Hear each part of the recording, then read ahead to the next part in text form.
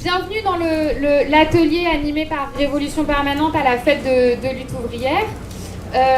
Cette année, on voulait axer en fait une discussion politique sur l'offensive répressive à laquelle on assiste. Je vais dire 2-3 phases d'introduction avant de laisser la parole à nos deux intervenants, mais peut-être pour donner quelques mots de contexte et pourquoi on choisit de faire cet atelier. La première chose, c'est peut-être de voir qu'en réalité, il y a tout juste un an, on faisait cet atelier dans un tout autre contexte parce qu'on était au milieu d'une grève et d'un mouvement de contestation extrêmement massif et avec beaucoup de phénomènes de radicalité et qui ensuite, auquel a succédé des révoltes dans les quartiers populaires et une accumulation en réalité d'offensives de la part de notre classe qui ont mis le gouvernement à la défensive. Et je pense qu'un an après ça, on voit qu'on est dans une situation qui est très différente puisque depuis la rentrée, on a fait face à une succession d'offensives liberticides de différentes natures, évidemment sur le terrain social, mais aussi sur le terrain démocratique, qui visent d'abord à s'attaquer aux secteurs les plus précaires de notre classe, et c'est tout ce qui est relatif aux offensives sur le chômage, le RSA, mais aussi sur un terrain démocratique. Et on a commencé l'année par une attaque contre les jeunes femmes à qui on interdisait de porter l'abaya. Et puis, à partir du 7 octobre, on a assisté à une criminalisation absolument inouïe de la solidarité avec la Palestine, qu'il s'agisse des convocations à la suite, à l'appel pour apologie du terrorisme, de l'offensive dans les universités, des placements en garde à vue, des interdictions de réunion, des interdictions de manifester. Et je pense qu'aujourd'hui, on voulait discuter de ça avec deux visages de cette répression. Le premier, c'est Anas Kazib, qui est le porte-parole de Révolution Permanente, qui est militant syndical à Sudrail et qui a été convoqué pour apologie du terrorisme. Et le deuxième, c'est Christian Porta, parce que je le disais l'année dernière, on était tous et toutes en train de lutter contre la réforme des retraites, mais il n'y a pas juste eu une offensive en fait sur les soutiens du mouvement palestinien, mais aussi contre les militants syndicaux. La CGT parlait en début d'année de plus de 1000 syndicalistes réprimés, et Christian Porta, je pense que c'est l'un d'eux, puisqu'il a été licencié malgré une décision de refus de l'inspection du travail. Donc je le laisserai intervenir sur cette question, mais c'est un fait suffisamment inédit pour qu'on y donne de l'importance, et sachant que de notre point de vue, ces deux visages-là expriment en réalité la même tendance politique profonde et que nous, comme militants politiques révolutionnaires, on veut articuler, comprendre, analyser pour mieux la combattre. Donc je vais d'abord donner la parole à Anas pour qu'il nous fasse un petit état des lieux rapide de la situation du mouvement de solidarité avec la Palestine, de sa situation à lui et de la manière dont il est réprimé aujourd'hui et de qu'est-ce que ça dit de l'état du gouvernement français et de la politique internationale. Bonjour à toutes et à tous. C'est un plaisir d'être encore une fois cette année ici à la fête de lutte ouvrière. On remercie notamment les camarades de lutte ouvrière pour l'organisation de cet événement qui est toujours important et qui permet également de pouvoir discuter politiquement, essayer de réfléchir à comment avancer. Elsa l'a dit dans ses mots d'introduction, on était l'année dernière dans cette fête de lutte ouvrière à discuter du mouvement des retraites qui était dans la fin, qui était dans un niveau de mobilisation assez incroyable où, souvenez-vous, il y avait des ministres qui avaient peur de casserolades, qui ne descendaient pas des TGV. Et aujourd'hui, on est dans une conjoncture, un climat totalement différent. On a le peuple palestinien qui est en train de vivre plus de 8 mois de massacres intensifs, de génocide, de nettoyage ethnique. Non pas uniquement dans la bande de Gaza et en Cisjordanie, mais également dans les territoires occupés par l'État d'Israël, que ce soit à Jérusalem et ailleurs, partout où il y a des Arabes qui travaillent, qui vivent. Il y a une répression qui est d'une intensité incroyable. Mais face à cette répression, il y a aussi la volonté, comme vous l'avez vu, d'exprimer une contestation, une opposition à ce qui est en train de se passer dans plusieurs pays à l'échelle internationale. Et la France n'y a pas échappé, avec une particularité assez incroyable, comme toutes et tous vous l'avez vu, c'est que le fait de dire le nom de la Palestine nous vaut énormément de problématiques, nous vaut énormément de répression. Je rappelle qu'au début, quand même, on est dans un pays où on a mis des amendes à des gens au mois d'octobre, au mois de novembre, parce qu'ils avaient un kéfier, ils avaient un drapeau palestinien ou parce qu'ils souhaitaient manifester. On a mis en centre de rétention une militante palestinienne historique qui est Mariam Aboudaka, qui à l'âge de 72 ans était venue faire une conférence. Elle a été embarquée par les flics et mise dans un centre de rétention à côté de l'aéroport de Roissy pour être expulsée alors qu'elle devait rester ne serait-ce qu'une semaine. Je veux dire, c'était vraiment venir pour assister aux conférences à laquelle elle était conviée et repartir du côté de l'Égypte. On l'a expulsée manu militari pour l'empêcher de s'exprimer. Et on a vu cette répression s'abattre au fur et à mesure du temps. Et aujourd'hui, comme l'a dit Elsa, avec quelque chose d'assez inouï, c'est-à-dire qu'on ne s'en prend plus uniquement aux manifestantes et aux manifestants lambda, aux mouvements, aux mobilisations, mais on commence à s'attaquer également aux représentants politiques et syndicaux, dont je fais partie, mais je ne suis pas le seul militant de Révolution Permanente. Nous sommes 4 militants de Révolution Permanente, soit à être convoqués, soit qui sommes passés déjà par les, il faut savoir, c'est les cellules antiterroristes qui nous convoquent quoi, pour des tweets de soutien au peuple palestinien qui sont rien de plus banal, quoi. Enfin, c'est une dénonciation de la colonisation, de l'apartheid. Enfin, je veux dire, il y a vraiment rien à redire sur ces tweets-là, mais on voit comment il y a une volonté d'intimider, de mettre la pression pour faire taire ces soutiens au peuple palestinien. Et puis, vous avez vu, on est loin d'être les seuls. Il y a plus de 600 attaques d'après le Nouvel Obs. Les plus connus que vous avez entendus, c'est par exemple Jean-Paul Delescaux, secrétaire de l'Union départementale du 59, qui est une des UD les plus fortes et les plus importantes en termes d'adhérents, qui a pris 1 an de sursis pour un tract de soutien au peuple palestinien. Enfin, moi je ne suis pas à la CGT, mais la CGT ça veut dire quelque chose quand même dans ce pays. Et quand un secrétaire d'une unité départementale, on lui met 1 an de sursis pour un tract de soutien au peuple palestinien, c'est qu'on est dans un moment qui n'a rien à voir avec ce qu'on a pu connaître précédemment. Jusqu'à, vous avez vu les attaques vis-à-vis de Rima Hassan, vis-à-vis de Mathilde Panot. Et il faut savoir qu'il risque d'y avoir d'autres personnes. Pour l'instant, peut-être que la mobilisation, les soutiens sur les réseaux sociaux, le fait que nous, notamment à Révolution Permanente, on a été les premiers à ouvrir nos gueules là-dessus. C'est-à-dire que nous, on a expliqué ce qui allait se passer, ce qui était l'OJE, ce qui était les jeunesses françaises juives, que c'était une attaque groupée, qu'il fallait répondre comme un bloc de résistance face à tout ça, et pour nous primordial. Et il faut savoir qu'il y a encore d'autres personnalités qui, peut-être très prochainement, vont être attaquées. Donc on est dans ce contexte-là, où en réalité, il faut voir que ça témoigne de plusieurs choses. La première, c'est de la volonté de l'État français de répondre aux volontés de Netanyahou et de l'État d'Israël, c'est-à-dire que le génocide et le massacre du peuple palestinien se fassent dans un silence assourdissant, parce qu'on n'est pas les seuls. Regardez les images en Allemagne, regardez les images dans les campus américains, etc. Vous voyez la répression qu'il y a vis-à-vis de la question palestinienne, mais ça montre également une fragilité importante. Et c'est sur ça que nous, on veut aussi appuyer la discussion, et pas juste dire et faire des constats, parce que c'est facile de faire des constats, on peut être d'accord, il peut y avoir du papier à cigarette qui différencie les différents constats qu'on peut faire, mais globalement, je pense qu'on est d'accord pour dire que c'est une conjoncture de merde aujourd'hui, que nous sommes acculés et qu'on se retrouve très durement attaqués. Mais néanmoins, il y a beaucoup de contradictions à tout ça. C'est qu'on voit que le gouvernement français aujourd'hui a aussi de grandes difficultés, a beaucoup de contradictions qu'il n'a pas su encore résoudre, que ça soit depuis les mouvements des Gilets jaunes, le mouvement des retraites, les mouvements à la SNCF, les mouvements dans la jeunesse étudiante, etc. Encore aujourd'hui, on salue nos frères et nos sœurs kanaks qui font face à une répression sans précédent, qui dès qu'il y a un noir et un arabe dans ce pays décide de relever la tête, qu'il soit dans les quartiers populaires, en Kanaki, ou en Guadeloupe ou ailleurs, on lui envoie l'armée, la BRI, le GIGN, etc. Enfin, je veux dire, moi je suis un syndicaliste aussi, j'ai fait beaucoup de manifestations, j'ai jamais vu la BRI avec un fusil à pompe braquer le moindre syndicaliste. Par contre, il n'y a pas de problème lorsqu'on est un noir ou un arabe, qu'on se retrouve dans ces territoires-là ou dans les quartiers populaires pour voir des gens qui sont censés lutter contre le terrorisme venir faire de la répression. Et donc ça montre aussi ces contradictions-là. Et ce que je voulais dire, c'est que face notamment à cette répression, il y a aussi un soulèvement, il y a aussi une volonté, notamment vous l'avez vu très récemment dans les campus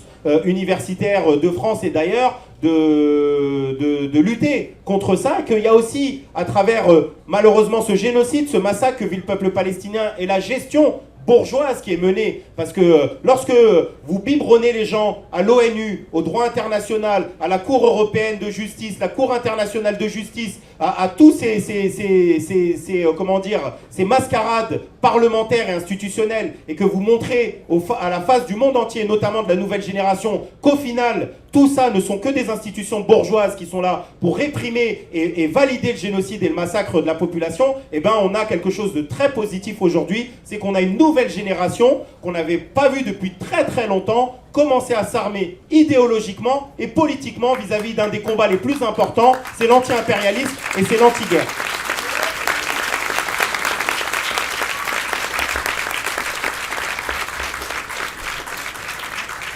Merci Anna, je pense qu'on aura le temps de revenir tout à l'heure sur un peu les perspectives et les tâches en fait pour le mouvement révolutionnaire et le mouvement politique et syndical en général face à la répression, mais avant ça quelques mots pour passer la parole à Christian Porta, qui lui aussi est réprimé en qualité de délégué syndical central de la société Neuhauser. Et je pense que l'enjeu, c'est aussi de voir comment est-ce que les militants syndicaux sont également ciblés par ces tendances répressives.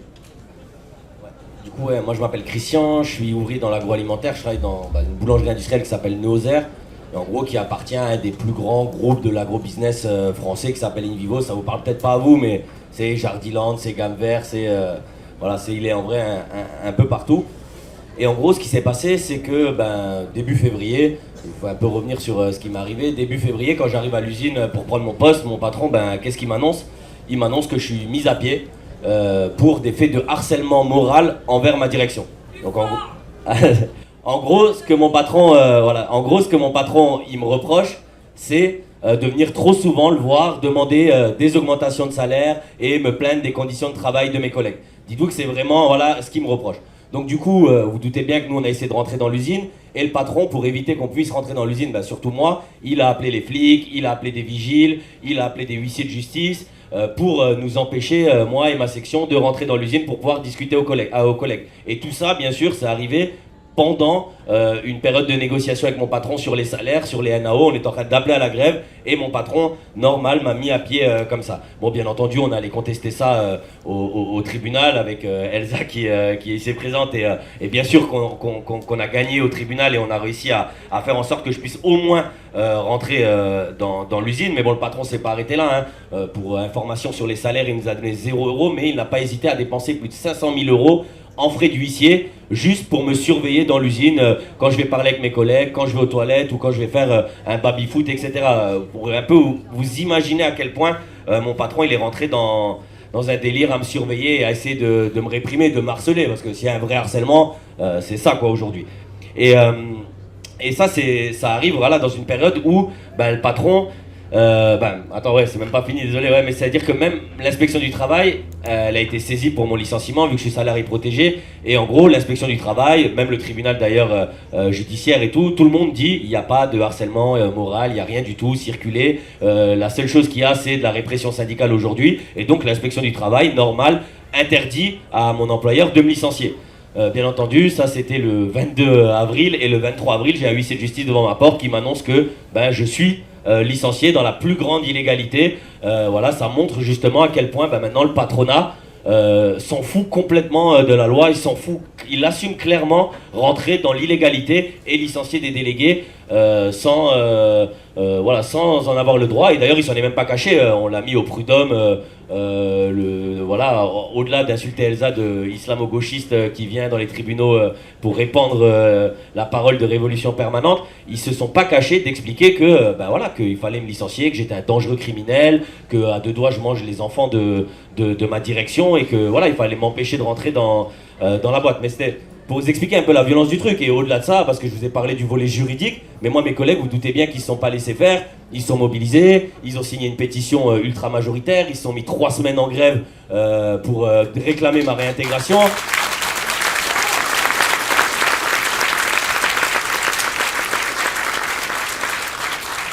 Mais malgré tout ça, le patronat il continue quoi, il déverse sa haine, il harcèle sur Twitter, quoi. Mais tout ça pour vous dire que si aujourd'hui le cas qu'on vous raconte, il est un peu emblématique parce que ça montre aussi que le patronat, Sophie Binet, elle le disait déjà avec les 1000 syndicalistes réprimés, que le patronat et le gouvernement, surtout le gouvernement, s'était radicalisé. Mais là, on voit qu'aujourd'hui, on a un patronat qui se radicalise, et le mien, c'est vraiment cette avant-garde qui se dit, je vais tenter. Parce qu'aujourd'hui, ce qu'il fait, c'est certes réprimer une section syndicale et moi, qui sont des syndicalistes combatifs, mais c'est surtout aussi parce qu'il sait qu'on est des militants syndicaux politiques, on fait de la politique dans l'usine. Voilà, on est pour anecdote, moi avec mon syndicat, on a arraché les 32 heures payées 35. On est un des syndicats qui organise par exemple des cortèges à la Pride le 8 mars, etc., qui se mobilise par exemple sur la question de la Palestine. Et tout ça, c'était dans le dossier que ma direction justement me reprochait. Elle me disait justement, il fait de la politique, il fait plus du syndicalisme, alors que nous on lui répond non, justement on est des militants révolutionnaires, et c'est ça pour nous justement militer dans la boîte. Et voilà quoi, et le patronat, c'est justement ça qu'il essaye de faire taire. C'est quand il convoque Anas, c'est aussi parce que c'est un travailleur qui fait de la politique. Quand on convoque Jean-Paul Delesco sur la question de la Palestine, c'est parce que justement, c'est des militants et militantes politiques. Et si ce que mon patron est en train de faire, justement, de tenter de pousser les limites du code du travail pour essayer de licencier, parce que si aujourd'hui, si demain ça passe, ce que mon patron est en train de faire, c'est fini quoi. Fini. Non, on va qu'on réponde, mais c'est quelque chose de grave qui va arriver. Ça veut dire que là, même les petits trucs qu'on avait pour un peu protéger les élus et les salariés, etc., si même ça, la bourgeoisie, elle commence à remettre en cause les petits droits qu'on avait, ça va être très compliqué demain de militer dans les boîtes. Parce qu'aujourd'hui, c'est moi, mais demain, on a la fête de Hello, mais ça sera Jean-Pierre Mercier ou le patron de PSA. D'ailleurs, pour la petite anecdote, l'ancien DRH des camarades de PSA et de Aulnay et de Jean-Pierre, c'est mon DRH aujourd'hui qui est en train de faire ça quoi. Ça veut dire que demain, et c'est les mêmes sbires quoi, qui sont là, qui ont réprimé à Aulnay quand ils faisaient grève contre la fermeture de l'usine, c'est les mêmes aujourd'hui qui sont dans mon usine pour essayer de réprimer des militants syndicaux et politiques dans l'usine et qui essayent de nous réprimer. Donc du coup, ce cas-là, c'est pas juste Christian Porta qu'il faut soutenir, etc., parce qu'il est réprimé et tout, c'est de se dire que là, si cette offensive elle passe, c'est demain les élus, tous les militants politiques, tous les militants syndicaux qui vont se faire attaquer, et derrière ça les salariés. Parce que comment tu vas pouvoir aller revendiquer des augmentations de salaire si dès que tu rentres dans le bureau, ton patron va dire « Oh, tu veux une augmentation, là tu marcelles, arrête, vas-y on va te virer parce que là tu deviens un peu trop vénère ». Parce que vraiment c'est ça, hein. Depuis mon licenciement, j'ai 5 camarades qui se sont déjà fait convoquer et on leur a dit « Ouais, vous parlez mal au chef, vous faites ça, vous abusez un peu sur les pauses ». Voilà, donc il y a vraiment une politique d'intimidation qui se fait dans l'usine. Je dis pas ça pour déprimer parce que justement il faut qu'on discute et qu'on pense à un plan de bataille. Moi dans mon usine, les collègues, je vous ai dit, ils se sont mis 3 semaines en grève, ils se mobilisent sur des dates. On a essayé de faire la jonction avec les militants écolos parce que mon patron il est dans l'agro-business. On a essayé de s'adresser même aux habitants de la ville pour qu'ils viennent nous soutenir. Encore le 24, on fait un rassemblement devant l'usine où on se met en grève et avec une radicalité. C'est-à-dire qu'aujourd'hui, mon patron il dit on va plus respecter la loi, on va le licencier. Moi, mes collègues, ce qu'ils ont répondu en AG la semaine dernière, c'est si lui veut pas respecter la loi, ok, le 24, on aura la décision des prud'hommes si je suis réintégré ou pas. Mais nous, on réintégrera le camarade. Moi, du coup, on va me réintégrer. Que le patron il soit d'accord ou pas. Ça veut dire que le 24, on a voté en AG le fait que je sois réintégré dans l'usine, peu importe ce qu'il dit.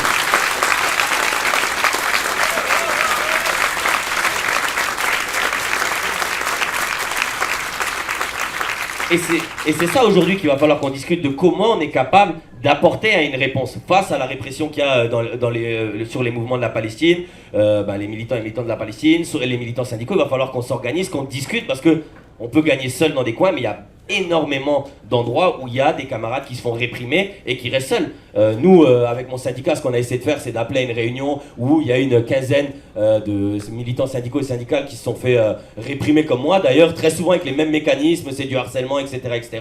Et on est en train d'essayer de discuter, de voir comment on peut passer une date nationale, de faire en sorte que ça devienne un enjeu. Mais même des directions syndicales quoi. Il faut que les directions syndicales évidemment elles vont devoir se saisir de ça. On peut pas laisser des militants et militantes syndicaux se faire réprimer. Quand t'entends que Jean-Paul Delesco il prend 1 an de prison avec sursis, tu peux pas te dire t'as un secrétaire du 2 qui se fait réprimer. Comment tu veux que demain des gens veulent se syndiquer si même des secrétaires du 2 peuvent se faire prendre 1 an de prison? Tu peux pas te dire viens te syndiquer alors que t'as le délégué syndical de l'usine qui se fait virer comme ça dans la plus grande illégalité. Moi mes camarades ils ont peur de s'afficher. Ils sont venus au tribunal assister quand ils ont vu qu'il y avait la direction. Il y en a quelques-uns qui ont eu peur et qui sont sortis parce qu'ils se sont dit ça y est, si on peut virer lui, on peut virer tout le monde. Et c'est ça aujourd'hui qu'on doit discuter, qu'on doit défendre, que si tu veux qu'on puisse organiser la classe ouvrière, il va falloir aussi qu'on soit en capacité d'apporter une réponse à la hauteur des offensives et justement à répondre quoi, et à donner une réponse à la hauteur de ce qu'ils font en leur disant voilà le cas de Christian, le patronat veut en faire un exemple, à nous de faire aussi un exemple de quel combat on peut mener face à la répression. Et c'est ça, je pense qu'aujourd'hui, il faut débattre même avec les camarades de Hello qui sont ici présents, parce que ce qui me concerne, ça va les concerner, et ça les concerne eux aussi aujourd'hui, quoi.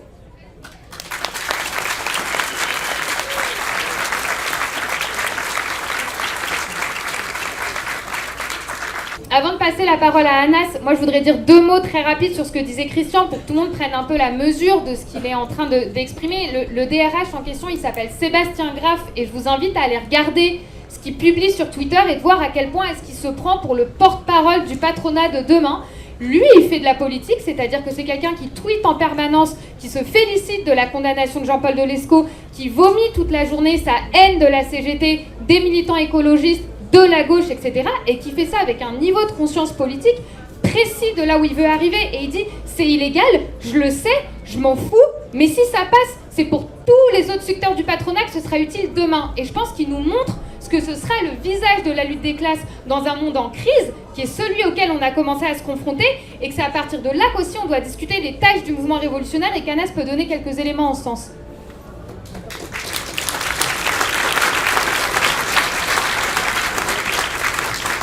Oui, non, moi, il me semble quelque chose d'important dans la fin de l'intervention de ce que dit notamment Christian, c'est que la bourgeoisie, le patronat ne font pas de distinction entre les combats. Macron ne dit pas « Non, moi, je suis président que pour les retraites, pour le chômage.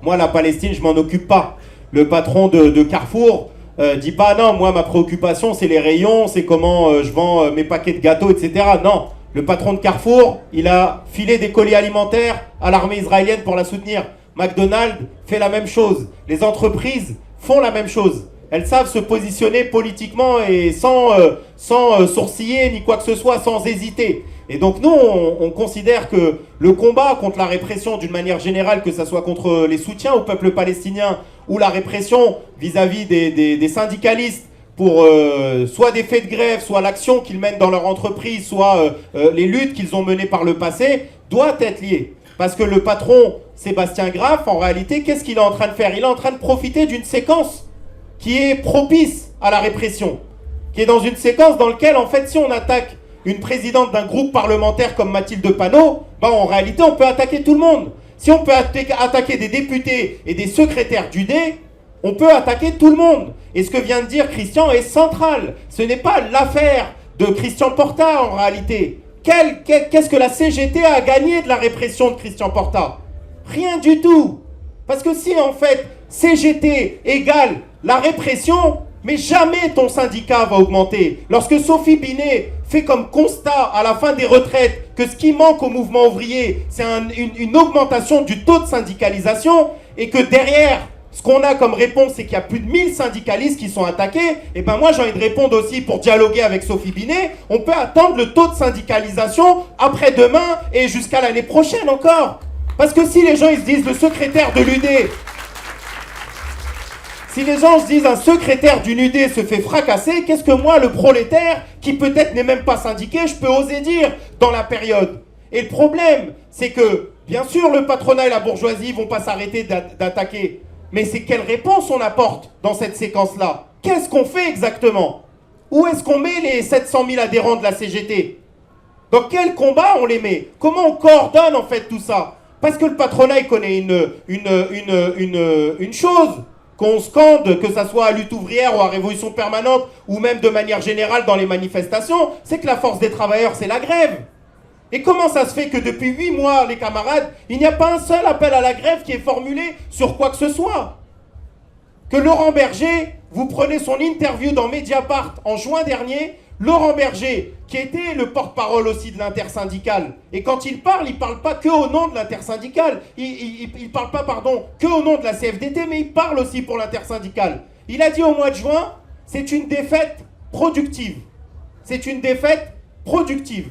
Bah les camarades, excusez-moi, expliquez-moi qu'est-ce qu'il y a de productif aujourd'hui dans la défaite du combat des retraites. Parce que c'est ça le sens des choses. Est-ce que, moi je vais vous poser une question et vous répondez dans votre tête, mais est-ce que les camarades, si nous avions gagné le mouvement des retraites, si nous avions écrasé Macron l'année dernière, lorsqu'on avait la possibilité, lorsqu'il y avait 3,5 millions de manifestants et de grévistes en France l'année dernière, qu'il y avait 100% de grévistes chez Charal, chez Airbus, dans l'agroalimentaire, dans de nombreuses usines. Lorsque à Tulle, la ville de François Hollande, ils avaient dénombré 10 000 manifestants sur un petit peu plus d'habitants, lorsqu'on a vu dans des territoires où parfois il n'y a même pas 1000 habitants, ils arrivent à faire des manifs de 300-400 personnes, lorsqu'il y a 94% des actifs qui sont opposés, lorsque dans un sondage ELAB, au mois de février, 65% appellent au blocage de l'économie totale, on était dans cette séquence-là. Tout à l'heure, je vous ai dit en introduction les casserolades. Mais c'est rien les casserolades. Nous, nos armes, c'est les armes du mouvement ouvrier. C'est la grève, c'est le blocage de l'économie, c'est les piquets de grève, c'est les comités de grève, c'est les coordinations de travailleurs. On a cette capacité à le faire. Et si on avait gagné, est-ce qu'on pense une seule seconde que le pouvoir, après une défaite importante sur le mouvement des retraites, je vais vous donner un nom, hein, Franz-Olivier Gisberg, rédacteur en chef du Point. Il a dit sur BFM TV, si Macron recule sur les retraites, il peut dire adieu à son quinquennat. Il faut écouter aussi la bourgeoisie, ce qu'elle dit. La bourgeoisie, elle est consciente des enjeux qui se jouent en face d'elle. Et c'est pour ça que quand l'intersyndicale a fait un courrier pour dire à Macron, nous, on veut faire une pause, on veut faire un moratoire, etc., Macron, il leur a dit, allez vous faire foutre gentiment. J'ai pas à discuter avec vous. J'ai un plan, je vais aller jusqu'au bout. Et il faut qu'on débatte de ça. Parce que Jean-Paul Delescaux, il n'est pas réprimé juste pour un tract, pour la Palestine.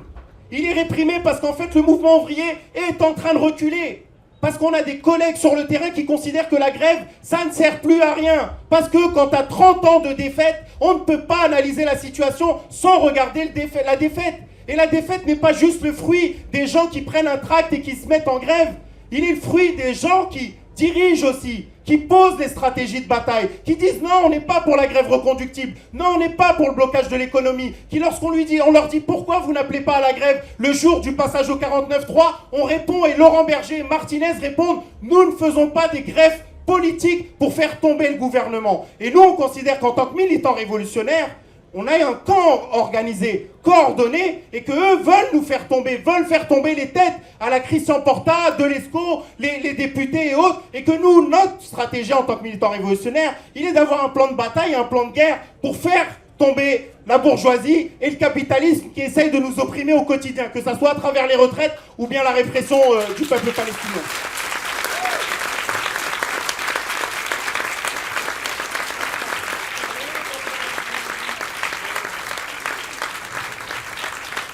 Et pour dire quelques mots de fin avant de laisser la parole à quelques interventions, mais pour nous, il est primordial de voir ça. Et plutôt que, là j'ai fait un peu le bilan et le constat, d'une certaine manière. Parce que les camarades, on l'a oublié, hein, les retraites. Y a la chanson de Aznavour, je vous parle d'un temps que les moins de 20 ans ne peuvent pas connaître. Là, tout le monde se rappelle il y a quand même ce qu'il faisait un an. Donc c'était pas il y a 10 ans, 15 ans, 30 ans. On n'est pas en train de parler de 68 ou de 36. On est en train de parler de l'année dernière.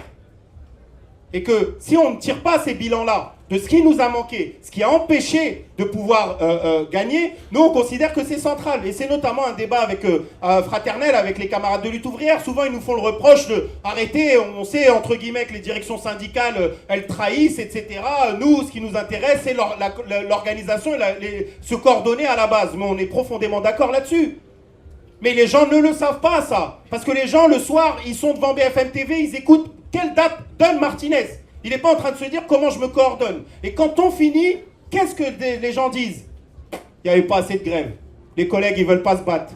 Le collègue, il pense que à son iPhone. Le collègue, il pense que à son crédit. Maintenant, il y a que des gars qui racontent leur vie, ils veulent pas un truc. Ils veulent aller en vacances, mais ils veulent pas machin. Et on balance toute la démoralisation, tout le scepticisme possible sur la classe ouvrière. Et jamais on demande des comptes à ceux qui disent non. Laurent Berger, il a dit, je suis opposé au blocage et à la grève reconductible. Et c'est lui qui a dirigé la stratégie comme ça. Et les organisations syndicales, ils disent à la fin que oui, c'est une réussite, on a quand même gagné l'unité syndicale. Et qu'il faut discuter dorénavant où est cette unité syndicale. Comment se fait-il que la dernière date de grève appelée en France, c'était le 13 octobre 2023 ? Comment ça se fait ? Est-ce que ça va bien pour tout le monde ? Il n'y a pas de fermeture d'usine là ? Je salue d'ailleurs les camarades de Ma France. Une usine de métallurgie sous-traitante Stellantis qui a mis tout Stellantis à l'arrêt. Quand d'ailleurs Christian dit que ça va notamment toucher les camarades de LO et de PSA, il y a une autre manière aussi comment la bourgeoisie va les attaquer. Parce qu'aujourd'hui, les usines PSA, elles sont quasiment à l'arrêt parce que le fournisseur des pièces, Ma France, il est en liquidation. 400 familles ouvrières qui sont mises à la porte. Il n'y a pas de raison d'appeler à la grève. Quand on veut attaquer l'ALD, quand on veut attaquer le chômage, quand on met en place la loi immigration, qu'on va diviser encore plus les travailleurs. Comment on fait pour mener cette grève générale et ces blocs de résistance les plus massifs et larges quand on va se retrouver avec des camarades ouvriers d'origine sénégalaise, malienne et ailleurs qui vont dire « Mes camarades, moi déjà, d'une part, j'ai même pas de papier, en plus de ça, j'ai ni retraite ni rien du tout, donc pourquoi j'irai me mettre en grève aussi avec vous ?» Et c'est primordial qu'en fait de discuter de tout ça. Donc nous on pense que dans cette période-là, il y a quelque chose de central, c'est de constituer ces blocs de résistance. Et qu'en fait l'unité, c'est pas juste l'unité de logo et d'appareils au-dessous d'une feuille pour faire un meeting ou faire une marche. Mais c'est consciemment voir comment en fait on repasse à l'offensive. Parce que s'il y a quelque chose qu'on ne peut pas reprocher à Macron, c'est qu'il est conséquent avec sa stratégie. Moi je donne un truc un peu violent parce que c'est violent ce qui se passe.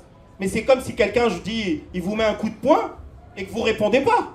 Qu'est-ce qui l'empêche de vous en mettre un deuxième, et un troisième, et un quatrième? Mais il va dire, lui, c'est le punching ball parfait. Je lui mets des coups de poing et il dit rien. Je mets des amendes aux manifs palestines, ils disent rien. J'interdis les manifs, ils disent rien. Je mets des conférencières en centre de rétention, ils disent rien. Je passe la loi immigration, ils disent rien. J'attaque le chômage, ils disent rien, etc., etc., etc. Et je prends même les 1000 syndicalistes de leur boîte et j'attaque les secrétaires. J'attaque plus juste l'adhérent lambda qui est arrivé 5 minutes en retard au boulot, qui a fait une erreur dans sa fiche technique ou quelque chose comme ça. Non, j'attaque les tauliers, les gars qui sont permanents, qui parfois n'ont pas bossé depuis 10, 15 ans. Je vais les attaquer eux, parce que je veux attaquer votre organisation. Et je veux vous dire, si vous fermez pas vos gueules la prochaine fois, c'est ce qui va vous arriver. On a tué Christian Porta, on a tué Jean-Paul Delesco, on a tué le militantisme syndical. D'une certaine manière, on s'est compris. Ils l'ont pas tué, mais on se comprend. On a tué sa parole, si vous préférez, pardon. On a tué la parole syndicale forte dans l'usine. Qu'est-ce qu'on va vous faire à vous? Et donc, si on veut sortir la tête de l'eau et de cette période-là, bah nous, on considère qu'à un moment donné, il y a cette arme-là, c'est la nécessité de la grève, c'est de commencer à dire non. Et que je pense que, ne serait-ce que du côté de Christian, je m'arrêterai là-dessus, mais si la CGT, dans la région, elle commence à appeler les camarades un à un, camarades de la CGT de telle entreprise, telle autre entreprise, etc. Il y a un adhérent, il y a un secrétaire qui est secrétaire de Saint-Avold, d'accord? Il n'est pas juste simple syndicaliste dans sa boîte. Il est secrétaire d'une unité locale aussi. Et qu'on attaque le travail. Et que normalement, l'ensemble des adhérents, c'est pas juste pour payer du papier et de l'encre de bonne qualité pour les photocopieuses. Moi, je suis syndiqué chez Sudrail, je suis pas syndiqué chez Sudrail pour ça. Je suis pas syndiqué pour que mon adhésion, elle serve à avoir une meilleure souris pour l'ordinateur. Si quand mon camarade, il se fait attaquer, on n'appelle personne à la grève. Qu'est-ce que ça veut dire? Et donc oui, on considère qu'il y a nécessité, face à la répression, de changer la subjectivité, de redonner du moral aux gens, de leur rappeler en fait qu'on a la capacité, la force et le nombre de pouvoir faire les choses. Et je terminerai sur une dernière phrase. Souvenez-vous, ne serait-ce que de nos camarades raffineurs, il y a à peu près 1 an et demi, un peu moins d'1 an et demi, lorsque à quelques centaines de camarades, ils ont décidé de mettre à l'arrêt l'ensemble des raffineries de ce pays et que tu pouvais être le plus grand patron, le plus grand génie milliardaire.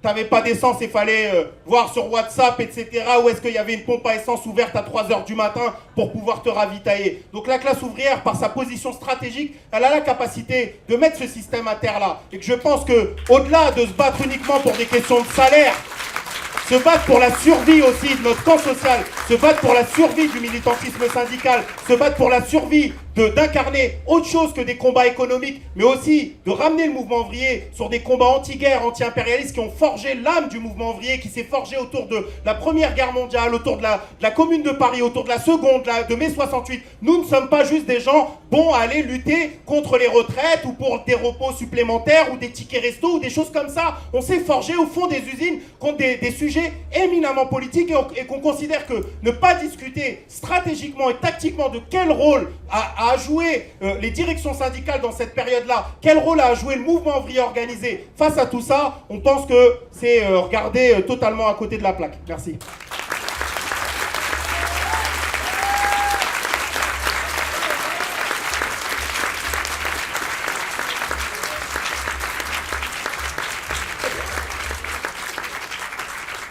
Je vous propose du coup, on peut prendre des interventions de 2 minutes parce qu'il y a beaucoup de monde et qu'on n'a qu'1 heure de topo et après il y aura...